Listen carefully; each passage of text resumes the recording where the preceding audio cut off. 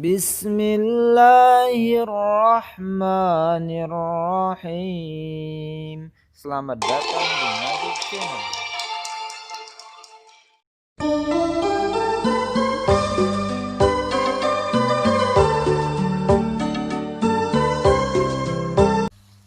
Kunut subuh terus menerus ada dalilnya, hadisnya dhaif.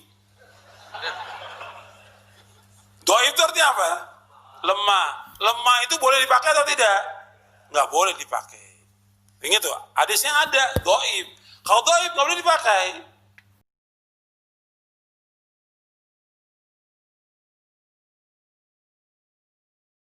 Dengar baik-baik apa kata Imam Nawawi. Ittafaqat ahlus sunnati, ittafaqal ulama ala jawazil amali bil hadis dhaif. Ini Nawawi yang berkata, sepakat ulama boleh beramal dengan hadis dhaif fi fadailil a'mal, dalam masalah fadail a'mal. Makanya ulama tak mempermasalahkan hadis dhaif selama cukup 5 syarat, kata Imam Jalaluddin Abdul Rahman As-Suyuti dalam kitab Takrib yang ditulis Nawawi, disyarah oleh Suyuti, Tadribur Rawi, syarah Takrib An-Nawawi. Tidak dalam masalah akidah, tidak dalam masalah halal haram, tidak ada periwayatnya yang kadzab pendusta. Dia dalam masalah fadail amal dan masih beri payung bernaung di bawah hadis sahih, maka boleh pakai hadis sahih. Allahumma barik lana fima razaqtana wa qina azabannar. Belum lagi kurma itu masuk ke mulut dah berkelahi. Hadis sahih jangan pakai, jangan pakai hadis sahih. Aku 5 tahun mabuk minum khamar, tak ada orang melarang. Hari ini baru baca Allah malaka sumtu, kau larang aku. Ini untuk engkau. Orang menjadi rusak persaudaraan kerana hadis dhaif. Maka hadis dhaif boleh diamalkan selama cukup 5 syarat. Bukan masalah halal haram, bukan masalah akidah. Tidak ada riwayatnya yang kadzab pendusta. Dia masih bernaung di bawah hadis sahih. Dan untuk fadail amal, utlubul ilma walau bisin, tuntutlah ilmu walau ke negeri Cina. Itu bukan hadis palsu, tapi katanya dia ada dalam kitab Al-Mawdu'at. Jangan baca satu kitab, sebab Ibnul Qayyim penulis Al-Mawdu'at melampau. Ulama lain tidak mengatakan tuntut ilmu ke negeri Cina itu hadis palsu, tapi hadis dhaif, setakat dhaif, tak sampai pada maudhu'. Maudhu' palsu, bukan hadis sama sekali. Al-Bazinjan syifaun min kulli da', terong obat dari segala macam penyakit, itu memanglah palsu. Siapa yang membuat? Tukang jual terong. Supaya dia laku, dia buat hadis palsu. Maka ini tak betul. Maka kita mesti tengok ini hadis sahih, di bawah sahih, hasan di bawah hasan, dhaif di bawah dhaif, maudhu'. Bila dia maudhu', kita tak boleh pakai sama sekali. Tapi dia dhaif, boleh dipakai bila cukup 5 syarat. Awas, dhaif nanti teman-teman sekalian secara umum dibagi 2 bagian dalam bentuk pengamalan. Satu, yang tak boleh menjadi hujjah, gak bisa diamalkan. Kalau hadis dhaif ini masuk dalam kategori bicara tentang masalah akidah atau ibadah-ibadah yang pokok. Jadi kalau bicara masalah akidah, jangan bersandar pada hadis dhaif. Bicara masalah ibadah yang pokok seperti salat, awas, zakat, haji, itu ibadah pokok. Jangan bersandar kepada hadis dhaif. Tidak dipakai sebagai hujjah, tidak digunakan sebagai dalil. Tapi kalau bicara pada kemuliaan amalan, bimbingan akhlak, ya, yang bisa membuat kita lebih baik, maka hadis-hadis dhaif, awas hati-hati, sepakat para ulama hadis, itu masih boleh digunakan sepanjang terkait hanya dalam batasan fadailul a'mal, keutamaan-keutamaan yang menuntun kita untuk banyak beramal soleh, berbuat baik, dan tidak terkait erat dengan ibadah-ibadah pokok yang tadi saya sebutkan, aspek akidah ataupun ibadah-ibadah yang pokok dalam konteks syariat Islam. Jelas sampai sini? Ini penting saya sampaikan karena sekarang ada beberapa kalangan tertentu, termasuk dari para penuntut ilmu, yang tidak paham ilmu hadis tapi komentar di masalah ilmu hadis. Hadisnya dhaif tuh, jangan diamalkan. Ente ini bagaimana guru tertinggi kita saja yang di atas mengamalkan itu, menulis di kitabnya. Anda yang belum masuk derajat itu mengatakan dhaif, gak bisa dipakai hujah.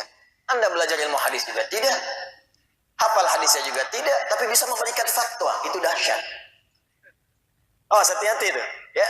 Imam Ahmad misalnya, ya, itu dikenal sebagai tokoh salaf yang pertama, yang melahirkan kemudian murid-murid setelahnya yang ikut kepada manhaj dan madhabnya. Ya, Syekhul Islam Ibnu Taimiyah misalnya, ya, ada misalnya Ibnu Qayyim Al-Jauziyah, sampai terusan-terusannya kekinian dan diberlakukan di beberapa negara, itu termasuk memasukkan hadis ini di musnadnya. Imam Ahmad menuliskan di musnadnya. Imam Al-Bukhari punya kitab Al-Adabul Mufrad, di antaranya bab Fadailul Amal. Ada yang dhaifnya juga. Anda mengatakan dhaif, nggak boleh diamalkan. Anda siapa dibanding Imam Al-Bukhari? Anda siapa di hadapan Imam Ahmad? Karena itu mungkin boleh jadi bukan karena kelirunya, boleh jadi belum mempelajari ilmunya. Dan kita pun tidak perlu saling mencela di situ. Yang penting pelajari dulu ilmunya, baru kita dapatkan. Bahkan hadis maudhu. Maudhu itu hadis palsu. Hadis palsu itu tidak digunakan sebagai hujah, ditolak jelas-jelas. Ditolak. Apa yang ditolak? Kalau dia memang isinya, sanadnya plus matannya, sanad urutan riwayatnya, matan isinya jelas-jelas bertentangan dengan syariat, seketika buang, robek, buang ke tempat sampah. Selesai. Misal, man akala bazinjan dakhalal jannah. Siapa yang makan terong masuk surga? Itu hadis disampaikan oleh tukang terong. Ya, dulu banyak orang bikin hadis-hadis palsu nyebar, ya, supaya pengen ada orang-orang melirik dia. Jadi kalau pebisnis supaya laku. Sampai-sampai hadis tentang air zam-zam yang sahih di copy paste oleh tukang pisang. Ma'u zamzama dawa'un likulli da'in. Ma'u zamzama lima syuribalah. Air zam-zam itu obat dari segala penyakit kecuali kematian. Air zam-zam itu sesuai dengan niatnya maka akan dikabulkan. Saat minum, ya akan minum, berdoa mau minta apa, kalau ikhlas benar dikabulkan oleh Allah Subhanahu wa taala. Itu bahasa Nabi, hadisnya sahih. Di copy paste oleh tukang pisang. Ya. Al-mauzu dawa'un likulli da'. Pisang itu obat segala penyakit. Supaya laku pisangnya. Kezaliman orang yang katanya alim di akhir zaman ini adalah di saat menyamakan hadis dhaif dengan hadis maudhu. Hadis dhaif bukan hadis maudhu.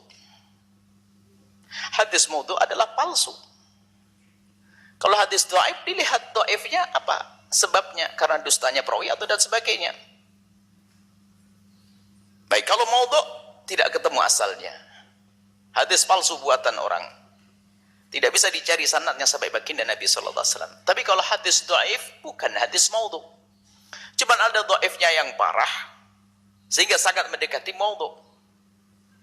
Inilah akhir zaman ini ada orang yang memilah-milah, ini hadis dhaif, ini hadis sahih, membuat fitnah.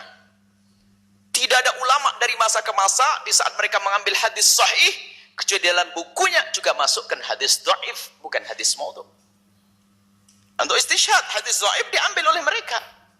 Anda tanya ulama manapun dalam bukunya pasti membawa hadis dhaif. Setelah mendatangkan hadis sahih, hadis dhaif. Hadis dhaif bukan hadis maudhu. Makanya sekarang ada pemilihan hadis dhaif, dhaifah, dhaifah. Seolah-olah kalau sudah dhaif menurut orang ini langsung maudhu. Siapapun yang mengambilnya adalah langsung salah. Innalillah. Mulai kapan hadis dhaif menjadi hadis maudhu? Bukankah dhaif nanti kalau ketemu dhaif sebagian hadis menjadi hasan li ghairihi?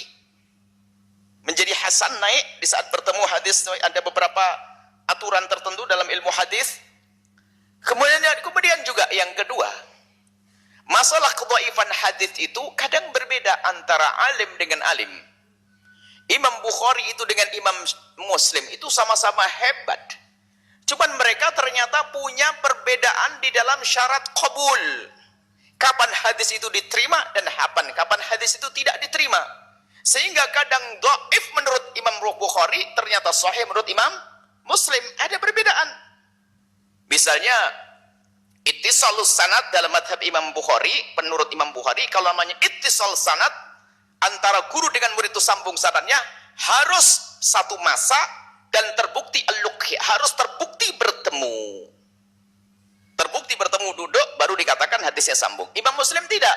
Yang penting satu masa dan mungkin bertemu sudah selesai. masalah perbedaan di sini, syarat qabul ini. Sehingga antara Imam Bukhari dan Imam Muslim karena ada perbedaan, tidak diterima oleh Imam Bukhari, ternyata menurut Imam Muslim adalah sahih. Sahih menurut Imam Bukhari tidak. Jadi kadang dhaif menurut Ibnu Huzaimah, ternyata sahih menurut imam yang lainnya. At-Tirmidzi. Ibnu Hibban sahahu Ibnu Hibban, sahih menurut Ibnu Hibban, beliau muhaddis dan jauh lebih hebat daripada muhaddis akhir zaman. Biarpun ternyata menurut yang lainnya adalah tidak sahih. Jadi mengatakan hadis dhaif kemudian langsung dibuang itu adalah terlalu terburu-buru. Dan ini ada orang di akhir zaman mengumpulkan hadis ini silsilah hadis dhaif, silsilah hadis sahih. Jadi kalau ada orang menemukan hadis ini cek hadis dhaif. Innalillah. Kemudian seandainya seorang ulama padahal seandainya ulama hadis bersepakat kalau hadis itu dhaif, apakah serta-merta kita buang? Sementara belum tentu ini dhaif yang sesungguhnya. Sebab dhaif menurut hadis ini wasahhahu fulan. Orang lain muhaddis lain mentashih. Dan dalam urusan mengikuti hadis kita boleh ngikut siapa saja karena apa? Kita bukan mujtahid dalam mentashih hadis. Karena kita bukan mujtahid dalam mentashih hadis, kita boleh taklid ngikut. Kalau menurut imam ini adalah sahih, kita boleh mengikutinya kok. Bebas kita mengikutinya. Seperti dalam urusan fikih. Nah, ini permasalahan di akhir zaman ini orang-orang memilih. Sehingga para ulama tahu Imam Bukhari yang paling hebat pun tidak pernah beliau menyusun mengumpulkan hadis-hadis dhaif, tidak.